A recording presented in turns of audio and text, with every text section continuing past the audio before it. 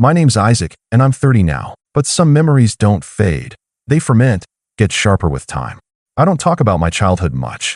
Not because I've forgotten, but because saying it out loud makes it feel real again. Like I'm 12 and standing in the middle of that gas station parking lot all over again. Clutching a candy bar I didn't have money to pay for, watching my parents' taillights vanish into the night. It happened in August, right before school started. We'd gone on one of those awkward, family bonding trips my mom always insisted we needed. Except bonding, in our house, meant everyone pretending my dad's rants were wisdom and my older brother Caleb's every mediocre thought was a gift to mankind. I was the quiet one, too sensitive, too soft-spoken, always in the way. On that particular day, I'd spilled a Sprite in the back seat. Caleb, who was 16 then and already a master at deflecting blame, smirked and said I did it on purpose. Dad pulled over at the next gas station off the highway, eyes blazing. "You're not a baby anymore," he barked. "You want to act grown, you can figure your own way home." At first I laughed. I thought it was one of his twisted jokes. But then the back of the SUV slammed shut and they just drove. I ran after them for a second, calling their names, but my voice cracked and disappeared under the roar of engines and tires. A clerk poked his head out from the gas station door, cigarette dangling from his lips, and gave me a look like I was just another stray someone had dumped. That night, I slept behind the station's dumpster, curled into myself, heart pounding every time a car passed. I remember counting the hours. 80 miles from home. No money. No phone. Not a single soul to call. The clerk refused to help when I asked. "Ain't a daycare, kid," he muttered. I didn't cry. I think that part of me froze that night, the part that believed family meant anything unshakable. Eventually, I found a payphone the next morning and called a teacher I trusted, Mrs. Valencia. She was the one who picked me up and took me back to town. I told her my parents must have forgotten me. She didn't believe it. I could tell by the way she tightened her grip on the steering wheel. But she didn't press. She just dropped me off, made sure I had food, and told me I could always call her. When I walked through the front door of our house, no one looked surprised. No one said sorry. Mom glanced up from her laptop and said, "Took you long enough." Caleb was on the couch playing video games and muttered, "Should have walked faster." Dad never even acknowledged it happened. Just nodded at me the next morning at breakfast like everything was normal. That was the day I stopped trying to belong. I finished high school like a ghost in the hallway. Ate lunch alone. Studied in silence. I got out as soon as I turned 18. Worked 3 jobs. Put myself through community college, then transferred to a university across the country without telling anyone. I changed my number, never left a forwarding address, and for the first time, started breathing on my own. I've spent the last decade building a life they know nothing about. I became a software engineer. Moved to a city where no one ever said the words "man up" like it was a cure for trauma. I have friends who think of me as grounded and loyal. I even adopted a rescue dog named Max, a skittish little mutt who flinches at raised voices. We understand each other. I never thought I'd hear from them again. But last week, a letter showed up at my apartment. No return address, but the handwriting on the front, loopy, dramatic, was unmistakably Mom's. I opened it slowly, half expecting some legal threat or another passive-aggressive note about abandoning the family. But instead, it was a thick envelope. Inside, a wedding invitation from Caleb. Engraved in gold lettering, all showy and traditional. The kind of thing that screamed rented elegance and fake smiles. And tucked inside was a folded piece of notebook paper. Handwritten. From them. "Isaac, we know things have been distant between us, but Caleb is getting married, and it would mean a lot to the family if you could attend. He asked that we reach out to you personally. We hope you'll come. We'd love to reconnect." Mom and Dad. Reaching out. Like nothing ever happened. Like they hadn't left me to rot behind a gas station dumpster when I was 12 and never once apologized. Like Caleb wasn't the golden boy whose shadow I was never allowed to step out of. I sat there staring at the note for a long time. My fingers tightened around the edge of the paper until it crinkled. And for a moment, I almost tossed it into the trash. Almost. But then, something in me paused. I flipped the invitation over. Fancy venue. Outdoor ceremony. Dress code. Formal. There was even a QR code to RSVP. As if I were just another distant relative. As if they hadn't taught me what it meant to be disposable. I stared at the note again. It would mean a lot to the family. Interesting. Because I wasn't the same kid they dumped on the side of the highway anymore. And if they wanted me back in the picture, I had a few ideas about how I could frame it. Let's just say I didn't RSVP right away. But I did start planning. Quietly. Carefully. Like I always have.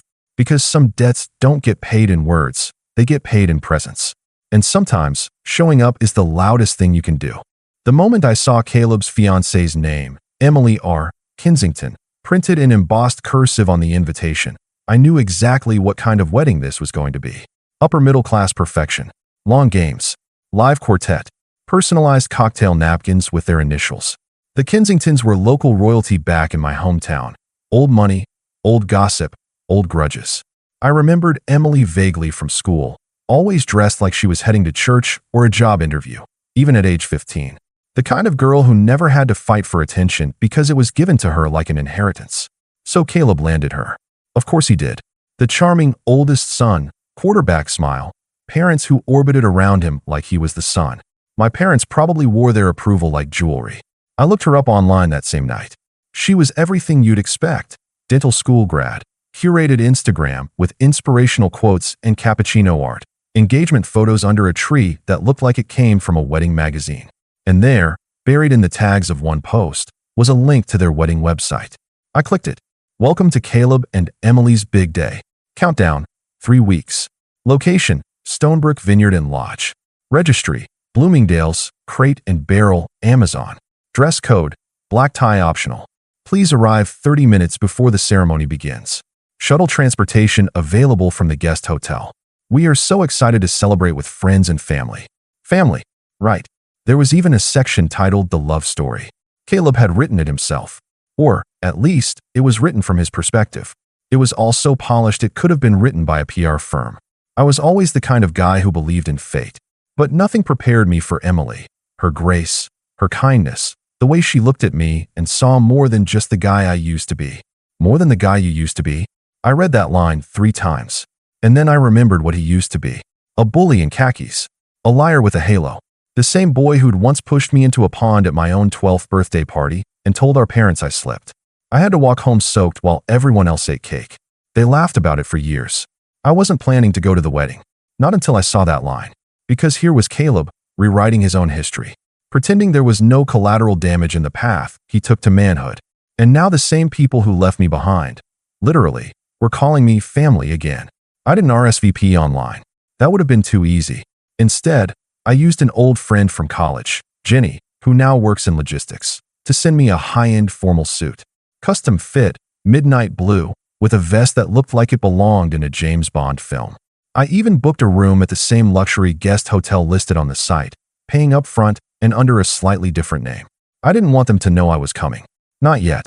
I figured if they were going to try to pretend the past didn't exist, I'd give them a taste of their own game. 2 weeks before the wedding, I sent a single email to the RSVP address provided. It was Emily's, saying, "Looking forward to the celebration. Please don't mention I'm attending.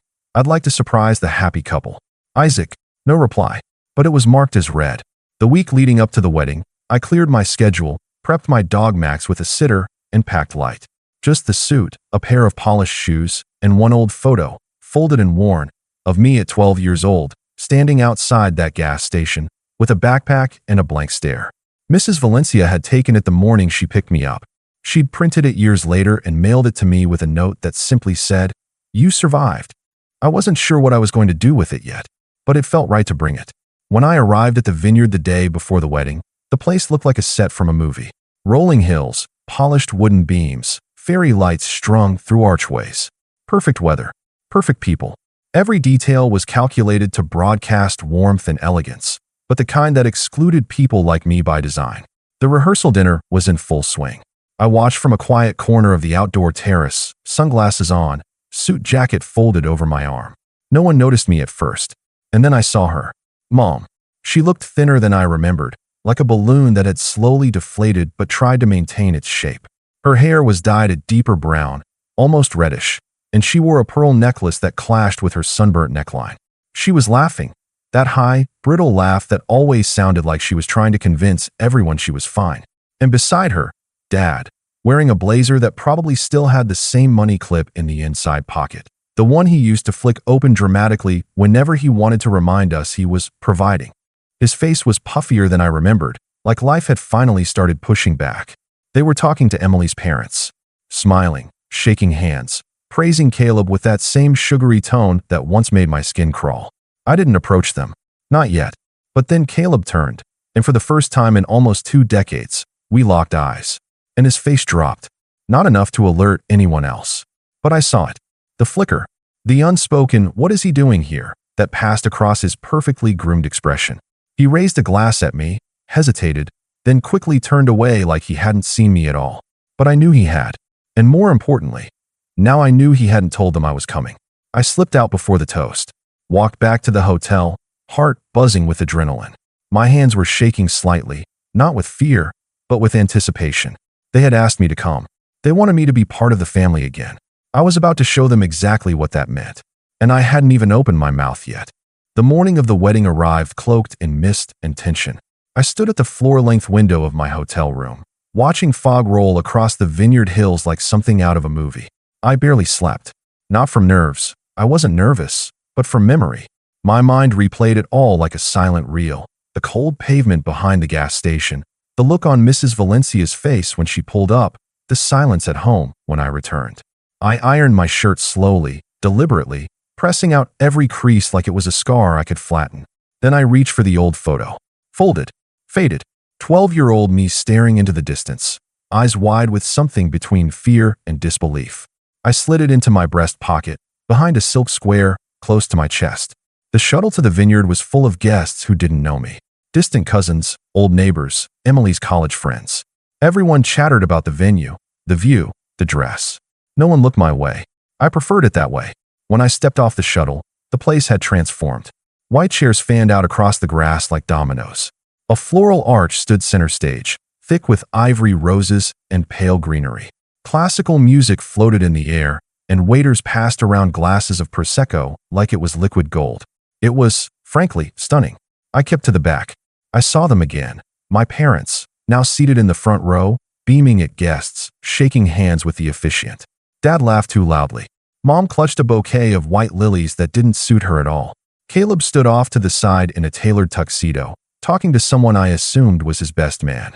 And Emily, well, she hadn't appeared yet. That's when it happened. An older woman, elegant, silver hair, a navy blue dress, approached me. She stared at me for a beat, then smiled politely. "You must be Isaac." I blinked. "I am. I'm Evelyn Kensington, Emily's mother." "Of course." I straightened slightly and extended my hand. She took it with grace, but also something else, curiosity. "Caleb told us you might be here. I just wanted to say, thank you for coming." My guard went up instantly. "He told you I might come?" She nodded, her smile tightening. "He said there had been some distance, but he hoped this would be a step toward healing." I could have laughed, but I didn't. Instead, I said, "He's an optimist." She smiled again, more awkwardly this time. "Well, regardless, welcome. And if you need anything, please don't hesitate to ask." I watched her walk away, her heels digging slightly into the grass. So Caleb had told Emily's side of the family, but not mine. Interesting. The ceremony started like any other. Gentle music, guests shifting in their seats, the officiant clearing his throat. And then Emily appeared, glowing, perfect, exactly the image you'd expect. The collective breath of the crowd drew in and held. She walked down the aisle to soft applause. Caleb waited under the arch like a prince accepting his crown. And I watched it all from the back row, silent. The ceremony was short. Predictable vows. Nervous laughter. I-do-s exchanged like currency. Then came the announcement, the kiss, and the clapping. And just like that, they were married. The reception was where it all started to unravel. It was held in a massive glass-walled hall overlooking the vineyard. Chandeliers hung like frozen waterfalls. Every table had a centerpiece of orchids and floating candles. Guests were directed to their seats via printed calligraphy cards. Mine didn't exist. I wandered casually to the table where my parents sat. Empty chair beside them. Name card. Reserved for family. I hovered. Mom's eyes landed on me. "Oh, you made it," she said, sipping wine, not even standing. "Apparently," I said. Dad didn't speak. He looked at me, his expression unreadable, then leaned back slightly like I was a question he didn't want to answer. "I didn't see a seat card for me," I said calmly. Mom shrugged. "Must have been a mistake. Maybe you're at one of the other tables. We didn't handle the seating arrangements." "Sure you didn't." I glanced around. Tables were nearly full. Laughter rose from all directions. And then I spotted Caleb across the room, deep in conversation with Emily and two older gentlemen in tuxedos. He saw me. He didn't smile. Instead, He walked directly toward me. "Hey," he said, dropping his voice low. "Glad you could make it." "No thanks to you," I replied. He exhaled. "Listen, I didn't think you'd actually come. But you invited me. I asked Mom and Dad to invite you. That's different." My jaw clenched. "I figured you'd see the invite, toss it, and move on. Like you always do," he said. I looked at him. Really looked at him. Tan, styled, confident. A man who'd never truly paid for anything in blood or silence. "I came because I wanted to see if you remembered," I said quietly. "Remember what?" I didn't answer. I reached into my jacket and pulled out the photo. I held it up, letting it speak. His expression shifted, subtle, but real. Eyes darted to the photo, then to my face, then back. He swallowed. "That was years ago." "Yes," I said. "And you never said a word. Never told them to turn back. Never checked if I made it home alive." He looked around, like someone might overhear. "Isaac, it was one bad night. You were dramatic even then. I thought you were over it." "Over it?" Something inside me stilled. "I'm not here to ruin your wedding," I said. "You can relax." He gave a short, hollow laugh. "Good. But I am staying until the speeches." He looked at me again, as if he wasn't sure whether I was bluffing. I wasn't. Because the best revenge isn't loud. It's surgical. And I had a toast prepared. One they'd never forget. The ballroom lights dimmed as waiters cleared the last of the dinner plates. Guests buzzed in a champagne haze, some leaning back with full stomachs, others dancing in polite little circles to a four-piece jazz band tucked in the corner. Caleb and Emily sat at a long head table, their names in gold script behind them. Everything sparkled, the wine glasses, the forks, even the people. A man in a powder blue suit clinked his glass. The room quieted. It's time for a few words from the people who know the bride and groom best. There was polite applause, and Emily's father stood to speak first. His voice was smooth, rehearsed, a blend of wealth and warmth. He talked about Emily's childhood, her dreams, the first time she mentioned Caleb. He even cracked a joke about Caleb being so charming, we didn't even realize he was trying to marry up. Everyone laughed. Next came the best man, Caleb's college roommate, who kept things light and funny. Something about frat parties, Caleb's inability to cook, and how lucky he was to have found Emily. It was the kind of speech you expect, a little heart, a little humor, no sharp edges. Then the MC took the mic again and glanced down at a list. "And finally, we have a special toast from Isaac." The room went quiet. All eyes shifted. My parents froze mid-sip. Caleb's jaw tightened. Emily blinked in confusion. And I stood up. I walked slowly to the mic, ignoring the awkward shifting around me. A few guests whispered. Some looked puzzled. Others simply stared, unsure of who I was or why I was speaking. I tapped the mic once. It rang through the room. "Good evening," I said, voice steady. "I'm Isaac, Caleb's younger brother." A few heads turned sharply now. The words landed like a ripple in still water. I could almost hear the murmurs begin to circulate. "He has a brother?" "I wasn't sure I was going to come tonight," I continued. "In fact, I spent the last few weeks thinking about whether I should. You see, I haven't spoken to my family in 18 years. Silence. Not the good kind. The kind that sucks the air out of the room. I got a wedding invitation out of nowhere. No call. No email. Just a card and a note that said, "It would mean a lot to the family if you came." I let the words sit. Then I pulled the photo from my pocket. This is me at 12 years old. I held it up between two fingers. Guests craned their necks to see. This was taken the morning after my parents left me at a gas station 80 miles from home.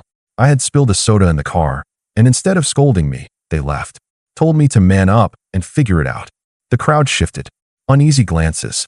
The sound of a wine glass being gently set down. They didn't come back. They didn't call. I slept behind a dumpster. The only reason I made it home was because a teacher picked me up the next day. I never got an apology. Not from my parents. Not from Caleb.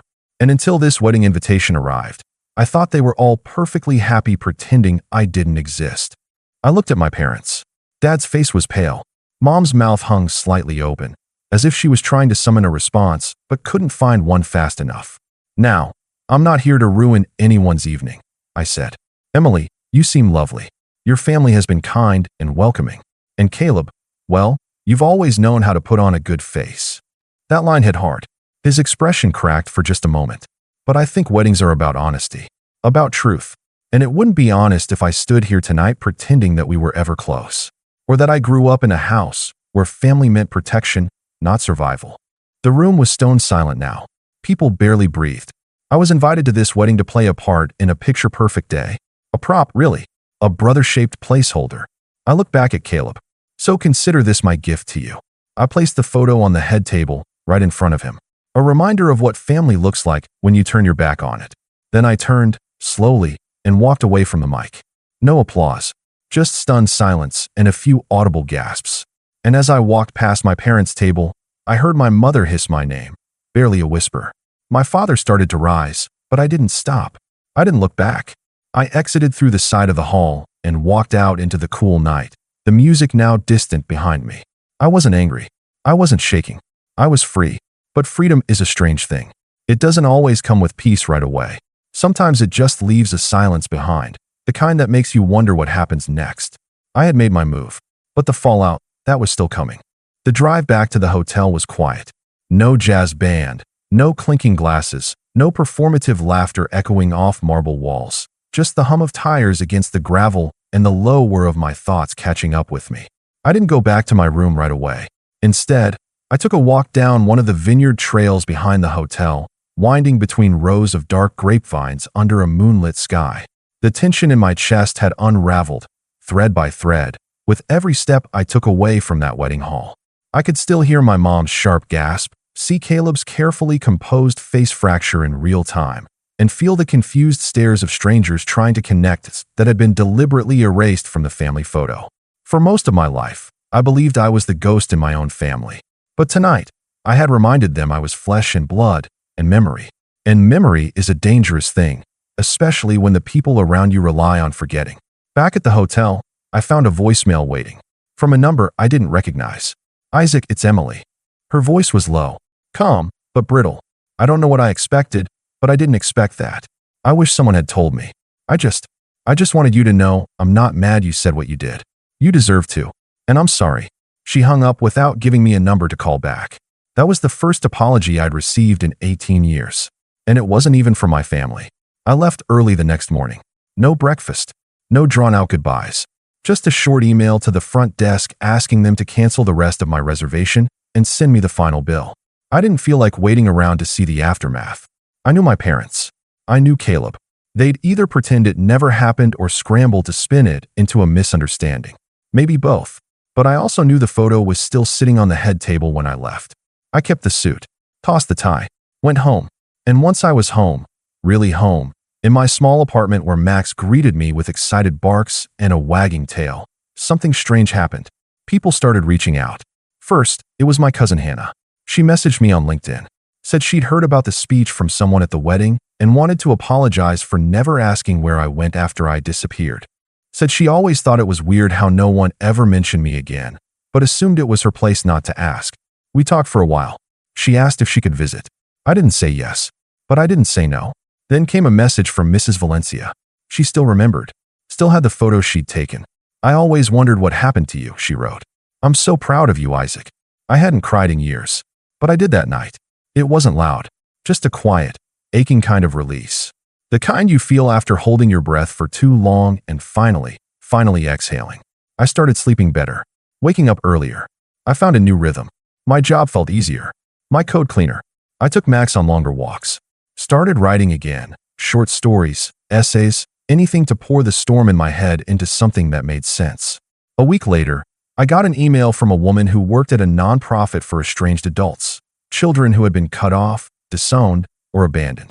She'd heard about the wedding speech through a friend of a friend who worked the event and thought it was the most quietly powerful thing she'd ever heard. She asked if I'd be willing to speak at one of their private retreats. Not as a motivational speaker, just as someone who lived it. I said yes. That one event turned into 2, then 4. Then an invitation to sit on a panel at a university symposium about family estrangement and trauma recovery. I didn't wear the suit to those, just a simple shirt, jeans, sometimes a blazer if I wanted to look a little more polished. But I always carried the photo. I'd show it when I spoke. Tell the story exactly as it happened. No embellishment, just truth. And every time, someone came up to me afterward and said, "That happened to me too."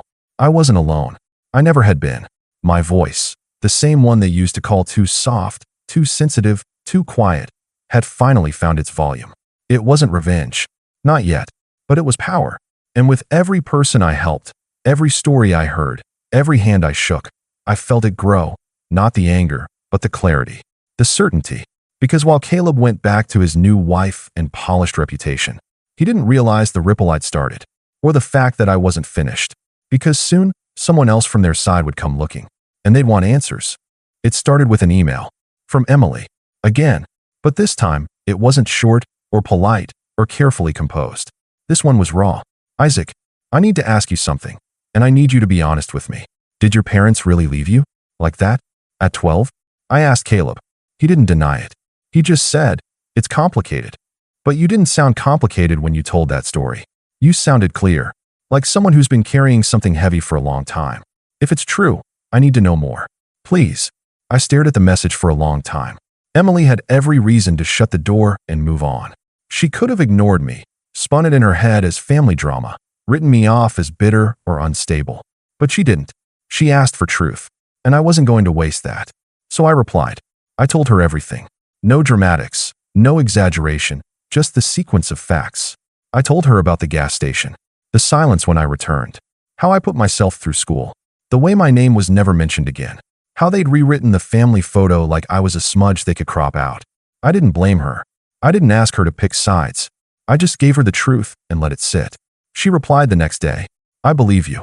And I need time to process this. They never told me. Caleb said he was an only child until we got engaged. They erased you. And now I'm wondering what else they've rewritten.